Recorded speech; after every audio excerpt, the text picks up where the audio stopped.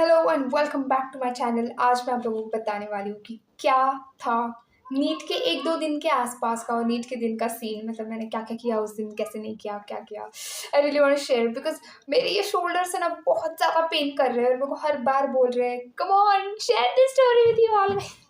Sorry this was joke. Anyway let's begin with this कि जब मैंने अपना नीट का फॉर्म भरा तो मैंने खुद अपने घर पे भरा था, ठीक है। और उसमें एकदम क्लियरली बोला था कि बैकग्राउंड वाइट चाहिए, लेकिन मेरे पास नहीं था और मैंने ब्लू बैकग्राउंड के वाला अपलोड कर दिया तो वो अपने आप अपलोड हो भी गया।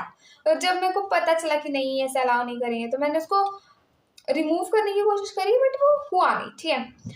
सो ऐसे मैंने फॉर्म भर दिया, सब कुछ हो गया। जब मेरा एडमिट कार्ड आया फर्स्ट मई को, आई गेस या फर्स्ट मई को, तभी मैंने उसका प्रिंट लाया था, like colour print out, okay. और फिर मैंने अपना जो पिक्चर मैंने फॉर्म में फिल किया था ब्लू बैकग्राउंड के साथ, वही पिक्चर को मैंने उस पर बड़ा साइज में स्टिक किया। Okay fine, I did it. उसके बाद ऐसे ही जब मैं ऐसे ही लेक्चर्स देख रही थी पीसी पे, I came across some video biology eighties, ठीक है। उन्होंने बोला कि भाई ठीक चाहिए बैकग्राउंड, ऐसा चाहिए वैसा चाहिए, okay. So she said that and I thought they won't allow me for exam if I would not put the picture with white background. तो मैं वापस गई, मैंने उसको वापस वाइट बैकग्राउंड करवाया। कब करवाया? मैं 3 मई को करवाया, ठीक है। उन्होंने बोला कि वाइट पेपर चाहिए। फिर उन्होंने बोला कि तुम लोग को अलाउ ही कैसे किया, मतलब तुम्हारा एडमिट कार्ड ही कैसे आया? वो अंकल ने, जिसने उन्हें मेरा वाइट बैकग्राउंड किया और थोड़ा बहुत एडिटिंग करके मेरे को पिक्चर्स दिए, ही सेड कि तुम लोग का एडमिट कार्ड ही कैसे आया, तुम लोग ने ऐसे कैसे करा? देन आई थॉट, तो उन्होंने एक बार ऐसे भी बोला कि तुमको शायद अलाउ नहीं करेंगे एग्ज़ाम के लिए, तुम लोग ने उनके प्रोटोकॉल के खिलाफ फॉर्म भरा है, ऐसे नहीं अलाउ करने वाले थे। तो फिर मेरे को ऐसे लगा कि मतलब उन्होंने बोला कि तुमको अलाउ नहीं करेंगे एग्ज़ाम में। There I started crying again. I just imagine my second drop, I just imagine कि मैं जा रही हूँ क्लास को, फिर मैं क्या कर रही हूँ, मतलब इससे इतना मतलब ख़राब कि मेरे को उन्होंने अलाउ नहीं किया, तो फिर मैं क्या करूँगी, कैसे होगा, क्या नहीं होगा। This bad over thinking I do. ये भी चलो ठीक है, बाकी ओवर थिंकिंग की स्टोरीज कभी बता दूंगी मैं। But see, it's really important to keep your mental health on the spot. Yeah, it's important to keep your mental health, keep your mentality in the mental space, in the mantle. Whoa, come on, let's revise. It's dura mater, pia mater and arachnoid. जिन 3 meninges से आपका brain cover है, उसी के अंदर आपकी mental health, mentality secured रहनी चाहिए, okay. Just let don't that go away from here. So keep yourself in your command and never give yourself का command to anybody else. अभी उस अंकल ने मेरे को बोला कि नहीं होने वाला है आपका, मतलब शायद तुम लोग को अलाउ नहीं करेंगे। So उन्होंने just इतना बोला and I was so affected. This should not happen. Always trust yourself. Always always keep your body, keep your mind in your commands and never let anybody else rule on that. तो मैंने जैसे उन uncle की ये सारी बातें सुनी, I got tensed. I really got tensed. I just started imagining what if अगर इन्होंने मेरे को अभी अलाउ नहीं किया तो मेरे को वापस एक ड्रॉप लेना पड़ेगा, फिर वो सारी चीज़ें वापस, that pressure, that mental stress, that trauma, I cannot bear it again anymore. कभी भी नहीं. This was hella difficult. Also the paper, also the preparation phase. Everything was difficult. I'm again telling you guys, if you're planning to do this thing, be ready for it, okay? Also, take a drop on your risk. So what I did when I heard everything, what that uncle said, then I got stressed and all. This was all because of my dad. He always teaches me how to stay in commands of my own body, in commands of my own soul. He teaches me that. He teaches me how willpower works. He is such a nice person. He is the best teacher I ever had in my life, actually. Okay, so just because of him, I have got that. I don't know why, but since childhood, I guess he has taught me these things, and from that time, this is in me. Ki let what happen, I'm going to stand up again. I'm going to fight back again, get back again, like that. So this comeback, this will, this energy, this strength to come back, fight back is, I guess that is given by my dad.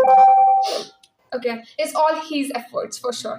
उसके बाद वो जो भी था, मतलब इस mentality की वजह से I just told myself it's okay Zubeen, it's all right. ये ओ हाँ हाँ हाँ हाँ, व्हाट आई डिड वाज, मैंने चैट जीपीटी को बोला कि ऐसा ऐसा है, मैंने ब्लू कलर का पिक्चर अपलोड किया बैकग्राउंड वाला, तो फिर ऐसा हो गया। तो और फिर उन अंकल ने ऐसा बोला, so I told this thing to chat GPT and then he said कि अगर उन लोगों को ये एक्सेप्ट नहीं करना है ब्लू कलर के बैकग्राउंड वाला, तो तेरा एडमिट कार्ड आता ही नहीं।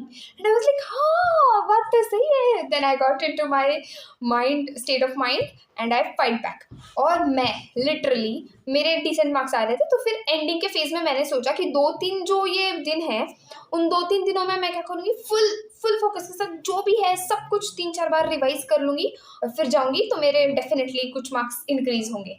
तो मैं ऐसे बैठी रहती थी, ऐसे शोल्डर से ऐसे करके अपने बेड पे, और ऐसे स्टडी करती रहती थी 10 to 12 hours literally.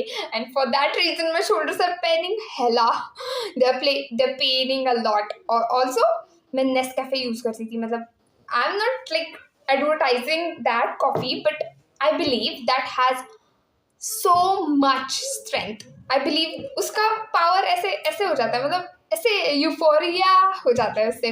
That caffeine is really working.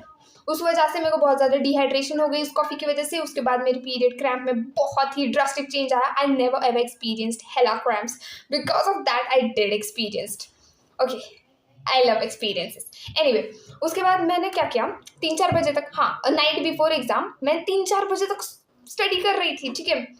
3 मई की रात को मैं 3-4 बजे तक स्टडी कर रही थी। उसके बाद मैंने सोचा था कि मैं सुबह 10-11 बजे उठूंगी, फटाक से रेडी हो जाऊंगी, सीधा चली जाऊंगी, कुछ सोचूंगी ही नहीं उठ के मैं, क्योंकि अगर मैं सुबह जल्दी उठी तो मैं स्टडी करने लग जाऊंगी। इसलिए मैंने सोचा कि मैं सुबह लेट उठूंगी और फिर लेट जाऊंगी। देन व्हाट हैपेंड, मैं सो गई, ठीक है, 3-4 बजे के आसपास मैं सो गई। और फिर सुबह 7 बजे one of my friends call me for wishing me something like all the best and all, और पता नहीं क्या और कुछ था। उसके वजह से मैं उठी 7 बजे। मेरा दिमाग में था कि मेरे को 10 बजे उठना है, लेकिन उसकी वजह से मैं 7 बजे, तो अब मैं 7 बजे उठ गई। अभी मैं उठ गई तो अब नींद किसको आती है बॉस, बिल्कुल भी नहीं, नींद ही नहीं आ रही थी लिटरली। फिर उसके बाद मतलब मेरे को तो पता था कि मेरा अपनी नींद पे बहुत ज़्यादा कंट्रोल है। मेरे को जब सोना है मैं तब सो सकती हूँ, मेरे को जब उठना है तब उठ सकती हूँ, लेकिन उस दिन मैं सो ही नहीं पा रही थी। I was telling my self come on let's sleep sleep sleep sleep, लेकिन मैं नहीं सो गई, नहीं सोई मैं। उसके बाद मैंने फजर की नमाज़ पढ़ी। आई थैंक अल्लाह। अरे हाँ, क्या हुआ पता है, मेरे नेबर्स में के आंटीज़ मेरे को आ रहे थे विशेस देने के लिए कि ऑल द बेस्ट, अच्छे से करके आना, ऐसे वैसे। फिर अब्बा ने भी कॉल करके बोला कि all the best and all, मतलब फुप्पू ने, दादी ने, दादा ने, एवरीबडी। ओके, सो फिर मैंने फजर की नमाज़ पढ़ी and I just really thanked Allah a lot कि he has like surrounded me with such a beautiful people. Everybody around me is filled with positivity and they are like, oh, these positive waves are in me, and I think that's the reason why my personality is like this. Anyway, so I was literally so thankful to Allah कि मेरे को इतने अच्छे people मिले, इतने अच्छे लोग मिले around me. They were wishing me the good luck. And I was literally, I was so happy. I was so happy. फिर नमाज़ पढ़ने के बाद मैं खाना वाना खा ली, ब्रेकफास्ट कर लिया, सब खाना वाना खा लिया। I just wore my neat outfit, so called, and then I took my bag and I went. मैं काउंटर पे गई, सॉरी मैं गई फिर सेंटर पे। वहाँ पे सारे बच्चों को देखकर, मतलब वहाँ पे बहुत ज़्यादा भीड़ थी, और फिर मैं सेंटर पे गई और मैं अकेली गई थी ना इस बार, मतलब कोई अब्बा वगैरह नहीं आए थे।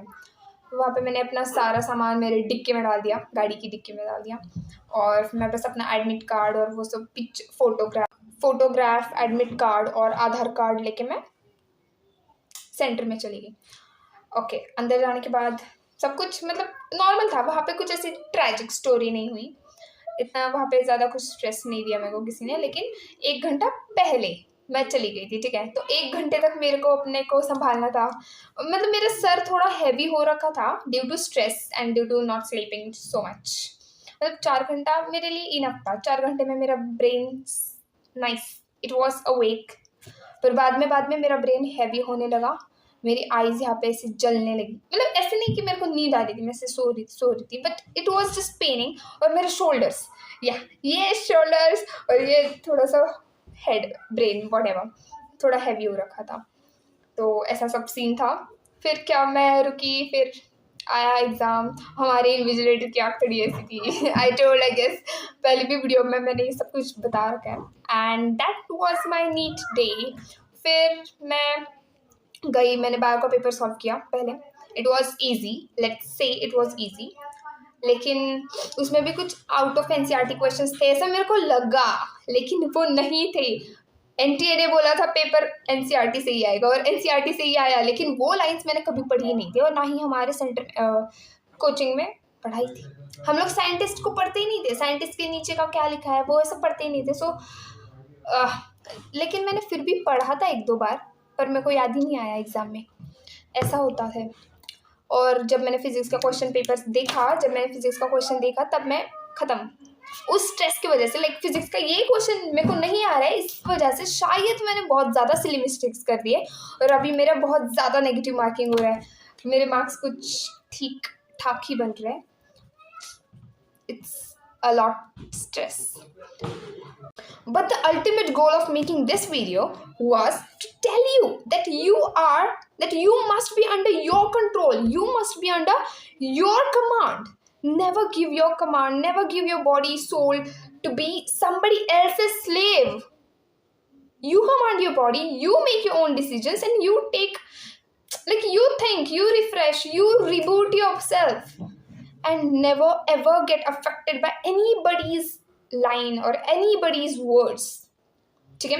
Yeah, of course, in a positive way. If they are telling you something really positive, of course, affect होना चाहिए.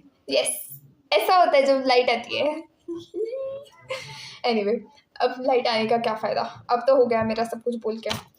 और और बहुत सारी चीज़ें जो मेरे को शेयर करनी है. Of course, I will do it someday. अभी ये वीडियो बहुत ज़्यादा बड़ा हो जाएगा, इसलिए I'm going to end it here. And for this kind of, like, मैं बता रही हूँ, एक चीज़ बता रही हूँ कि ऐसा अपना health is really, really important in each and every person's life. Health doesn't mean कि your body is fit. It doesn't mean कि तुमको कोई disease नहीं है.